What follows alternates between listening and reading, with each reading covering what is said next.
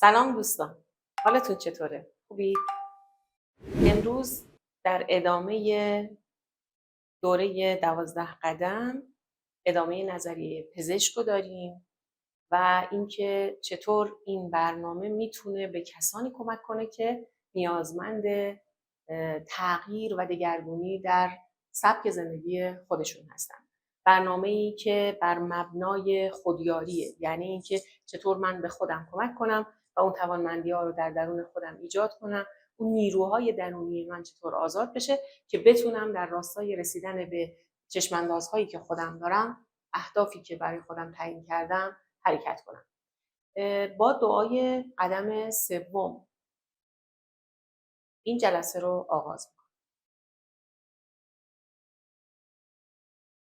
پروردگارا، خود را تقدیم تو می‌دارم. با من کن و از من ساز آنچه خود اراده کنی. از اسارت نفس رهایم کن تا انجام ارادت را بهتر توانم.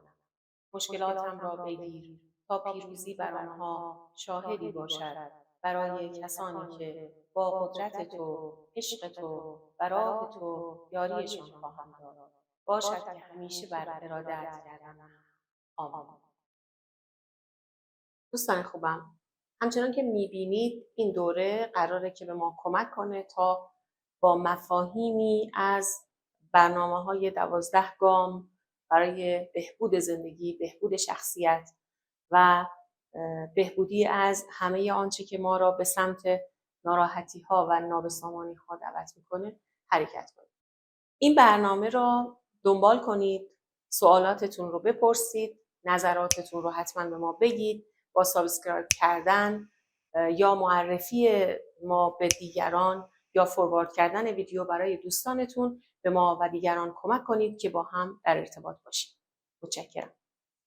در ادامه نظریه پزشک عنوان میکنه که مطالبی که عنوان کردیم به فوریت ما را به طرف مباحث داغ و جنجالی سرازیر میکند. در این مورد چه مخالف و چه موافق مطالب زیادی نوشتند، اما اکثر پزشکان عقیده دارند بیشتر الکلی ها که بیماریشان مزمن می شود محکومینی بیش نیستند. نکته‌ای که قبلا هم عرض کردیم تو ویدیوی قبلی این که ما به یک نقطه از ناتوانی میرسیم که ممکنه به بهونه‌های مختلف به این ناتوانی دست پیدا کرده باشیم و بعد از اعلام ناتوانی اتفاقی از جنس پذیرش، تسلیم و فروتنی در درون ما میفته. این نقطه شروع حرکت ماست به سمتی که نیازمند حرکتش هستیم. شاید اون سمت و سو رو، شاید اون قله رو ندونیم کجاست، ندونیم چیه. ولی مطمئناً از بلبشو و آشفتگی که درش قرار گرفتیم بسیار بهتره. این جمله که میگه که بیشتر الکلی ها که بیماریشان مزمن می شود محکومینی بیش نیستن، اشاره به این وضعیت ما داره که ما محکوم به رنج یا انگار محکوم به درد کشیدنیم. راه حل چیست؟ شاید بهترین طریق جواب گفتن به این سوال بازگو کردن یکی از تجربیات هم باشد. حدود 1 سال قبل از این تجربه الکلی مزمنی را برای معالجه به بیمارستان من آوردند. این شخص زخم معده داشت، اما خونریزی معده‌اش تا حدودی آرام شده بود و به نظر می رسید از آن دست مراجعی نیست که قوای ذهنیشان در حال فروپاشی است. او همه چیز خود را از دست داده بود و شاید فقط برای مشروب خوردن زندگی می کرد. با صراحت اقرار می کرد و مطمئن بود که برایش هیچ امیدی نیست. پس از خارج شدن الکل از بدنش متوجه شدیم که صدمه جدی و دائمی به مغزش وارد نشده است. این شخص مطالب پیشنهادی این کتاب را پذیرفت و پس از 1 سال دوباره با من تماس گرفت. در این تماس احساس عجیبی به من دست داد. من با آنکه او را به نام می شناختم و از لحاظ ظاهری هم تا حدودی او را تشخیص می دادم، اما وجه تشابه دیگری با 1 سال پیش خود نداشت. او از یک فرد مایوس، لرزان و دستپاچه به مردی متکی به نفس و راضی تبدیل شده بود. مدتی با او صحبت کردم، اما باز هم نتوانستم احساس کنم که او را قبلا می شناختم و هنوز به نظرم غریبه می آمد. اکنون سالها از آن زمان می گذرد و او دیگر دست به مشروبخواری نزده است. این وضعیت قبل و بعد از بهبودی یک آدمه که در مسیر برنامه حرکت میکنه که با قبل از خودش هیچ تشابهی نداره. نه از لحاظ ظاهری و نه از لحاظ قوای درونی و نیروهای روانی. این مهمه که برنامه 12 گام تحولی جدی در شخصیت افراد ایجاد میکنه.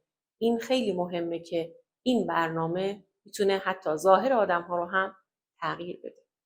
من در زمانی که نیاز به تقویت روحیه دارم، شخص دیگری را که از طریق یک پزشک معروف نیویورکی به من معرفی شده بود، به یاد میآورم. این فرد خودش تشخیص داده بود که امیدی به بهبودش نیست و بدین جهت خود را در یک طویله متروک مخفی کرده بود تا بلکه مرگ به سراغش آید. بالاخره یک گروه نجات او را که در وضعیت اسفناکی بود پیدا کردند و به من سپردند. پس از آنکه حالش از لحاظ جسمی بهتر شد، صریحاً به من گفت که به نظر او معالجه اتلاف وقت است. مگر اینکه اطمینانی را که تا به حال هیچ کس به او نداده بود به او بدهم و بگویم که در آینده قدرت اراده جهت مقاومت در برابر وسوسه مشروبخواری را خواهد داشت. یه وضعیتی که آشفتگی‌های قبل از بهبودی برای فرد رقم میزنه اینه که اون فرد از همه چیز ناامید میشه. یعنی ناامیدی وجه اشتراک همه این آشفتگی‌ها و وجه اشتراک همه این رنج هاست. ناامیدی از اینکه راه حلی هست، از اینکه راه نجاتی هست. و جالب اینه که برنامه 12 گام پیوندی رو بین اعضا برقرار میکنه که به کمک همدیگه میشتابند. این فرد که خودش رو از سر ناامیدی در یک طویله مخفی کرده، تجربه این آدم به ما نشون میده که ما هم مخفیگاه‌هایی داریم. شاید شکل و شمایلش اینجوری نباشه، ولی هر کسی مخفیگاه‌هایی داره که میره توی اون و داره ناامیدی مصرف میکنه. این ناامیدی‌ها شاید برای یه عده‌ای گذرا باشه، ولی برای فردی که بیماری‌های او جدیه و اسفناک داره دچار ناامیدی و ناکامی میشه، برون رفته از این ناامیدی بسیار سنگینه و گاهی برای یه عده‌ای به تنهایی اصلا ممکن نیست. بنابراین مداخلات یاری رسانی که دیگران رقم میزنن و کمک‌هایی که دیگران میرسونن اون فرد رو نجات میده. و جالب اینه که حتی به پزشکش هم میگه که معالجه اتلاف وقته. این یعنی اینکه امیدی به بهبود نداره و راه نجات برای اون معنی نداره. شرط میذاره برای پزشکش که اطمینان بده که قدرت اراده کنترل مشروبخواری برای ایشون فراهم. یعنی حتی بهبودش رو هم با شرط و شروط میخواد بپذیره. بیماری این شخص آنقدر پیچیده بود و حالت افسردگیش آنچنان شدید که فکر کردیم تنها شانس او چیزی است که ما آن را روانشناسی اخلاقی مینامیم و فکر میکردیم که حتی این برنامه هم در مورد این شخص ممکن است هیچ تأثیری نداشته باشد. چیزی که در برنامه جالبه این که این پزشک برنامه 12 گام رو روانشناسی اخلاقی مینامه و حتی میگه که ممکنه که این برنامه هم به ایشون جواب نده، اینقدر مورد اسفناکه. به هر حال این شخص ایده های این کتاب را پذیرفت و سالهای درازی است که دیگر مشروب نخورده است. این مرد اکنون نمونه ای از انسانیت است و من هنوز گهگاهی او را میبینم.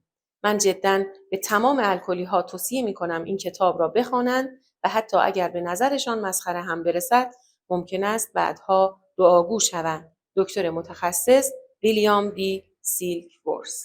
دوستان خوبم، آنچه که دیدیم و شنیدیم نظریه پزشک متخصص دکتر سیلکورس بود در برداشت از برنامه‌های 12 گام. این صرفاً به این دلیل بیان شد که اگر کسی در رابطه با تاثیر این برنامه شکی داره یا اگر کسی میخواد که مطالبی در این زمینه بدونه مراجعه بکنه. شما میتونید با مراجعه به این ویدیوهای قبلی و یا کتاب‌هایی که در این زمینه هست و معرفی شد میتونید اطمینان‌های بیشتری به دست بیارید. صرفاً به این دلیل که برنامه 12 گام برنامه‌ای است کاربردی که توسط بسیاری از افراد داره استفاده شده و تجربیات فراوانی پشتوانه تأثیر این برنامه در زندگی‌های فردی، خانوادگی و اجتماعی افراد. از اینجا به بعد ویدیوهای ما اختصاص داره به تجربه تدریجی 12 گام خودشناسی و کاری که میخوایم انجام بدیم اینه که برای هر گام تمرین‌ها، نکته‌ها و تجربیاتی رو داریم، مثال‌هایی رو داریم. اگر در این زمینه کمکی به ما میکنید ممنون میشیم که کامنت کنید یا با طرح سوالات یا با پیشنهادها تجربیات خودتون ما و دوستان ما را یاری کنید. امیدوارم که این برنامه با کمک شما و حمایت خداوند به برنامه‌ای مؤثر در زندگی ما و شما تبدیل بشه.